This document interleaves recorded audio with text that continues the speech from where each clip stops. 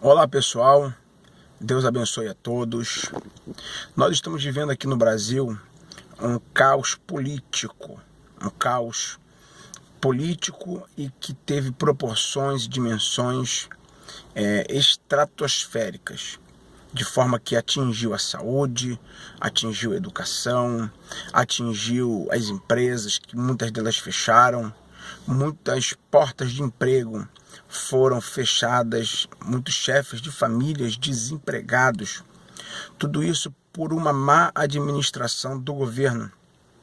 Tudo isso porque há em alguns líderes do nosso país, em todas as áreas governamentais, um espírito de corrupção. Querem se dar bem, querem lesar alguém para ganhar uma vantagem. E a Bíblia fala que algo parecido com isso quase que aconteceu na época do rei Nabucodonosor.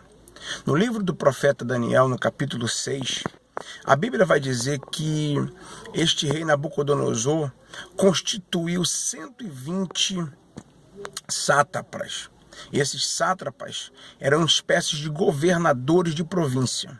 E sob esses 120 homens, Nabucodonosor inteligentemente colocou 3 presidentes, como se fosse uma comissão administrativa, para supervisionar o trabalho das províncias, a fim de que Nabucodonosor, o rei, não fosse roubado, não tivesse dano, corrupção, desvio de dinheiro, de verba. E a história vai dizer que Daniel era um homem diferenciado. Era um homem que tinha um espírito excelente.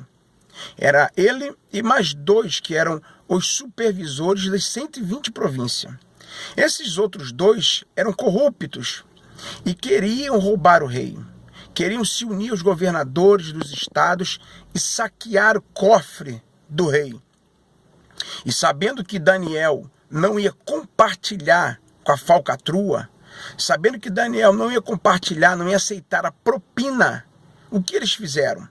Não tem como fazer nada com Daniel. Daniel é um homem honesto. Daniel é um homem sério. Então vamos atacar Daniel no que diz sobre a fé de Daniel.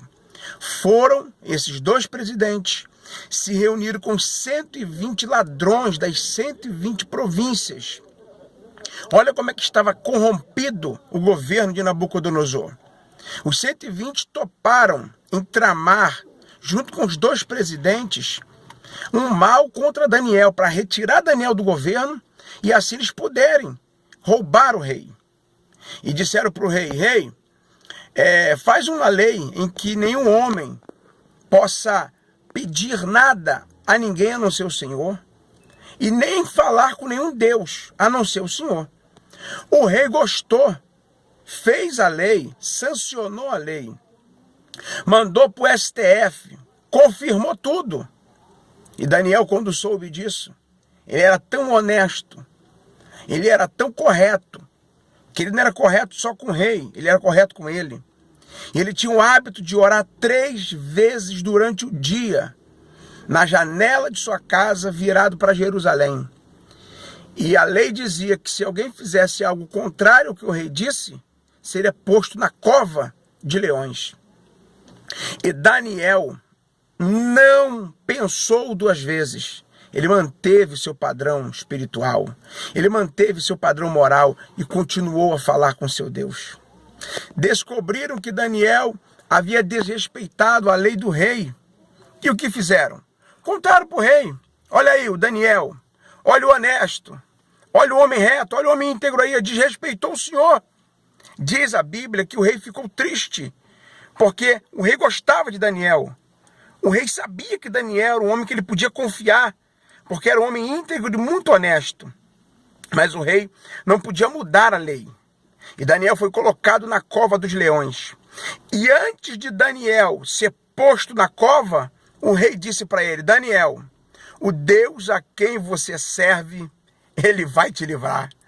O próprio rei tinha consciência de que a moral, o caráter, o espírito de Daniel eram suficientemente para que o Deus que Daniel servia se compadecesse dele e o abençoasse. E o que aconteceu? Daniel foi colocado na cova e no outro dia, pela manhã, o rei foi lá. E do lado de fora da cova, o rei perguntou: Daniel, porventura o Deus que você serve, ele pode te livrar? E Daniel de dentro da cova gritou: vive, ó rei, assim vive a minha alma. O meu Deus enviou o seu anjo e fechou a boca dos leões, porque em mim foi achado inocência. Sabe por que Daniel não morreu na cova? Sabe por que Daniel não foi devorado pelos leões famintos? Porque havia inocência no caso de Daniel. Daniel é um grande exemplo de um político honesto, temente a Deus e que trabalha em prol do povo para crescer o governo do seu líder. Meu querido, eu quero finalizar esta palavra dizendo o seguinte: sempre valerá a pena ser honesto. Sempre haverá uma recompensa para o honesto. Se você tem sido desonesto em alguma coisa, dá tempo de você mudar sua postura, dá tempo de você mudar seu coração, dá tempo de você mudar seus pensamentos, porque os desonestos que armaram para Daniel morrer na cova, quando o rei ouviu Daniel dizer que Deus livrou ele, o rei mandou remover a pedra da boca da cova e mandou colocar os caras que se levantaram contra Daniel. Os caras que armaram contra Daniel caíram no próprio laço deles, porque eles eram desonestos. E a recompensa para o desonesto, nesse caso, foi a morte deles e de sua família. E a recompensa de Daniel foi o livramento, porque nele havia inocência. Deixa eu te dizer uma coisa: vai valer a pena você viver uma vida honesta. Vai valer uma pena, vai haver uma recompensa.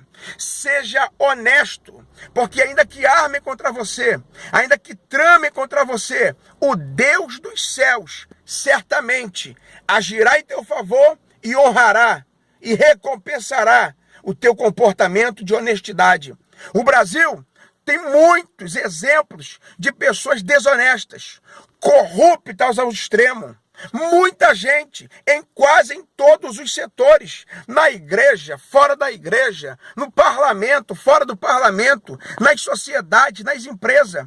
Mas dentro dessas pessoas, dentro desse meio de desonestos, sempre há alguém honesto. No reino de Nabucodonosor, havia Sadraque, Mesaque, Abidnego e Daniel, 4 homens. Eram poucos, mas haviam. E eu quero te dizer uma coisa: se espelhe. Busque exemplos em pessoas honestas, porque no final a tua honestidade será recompensada. Deus te abençoe. Graça e paz. Seja honesto.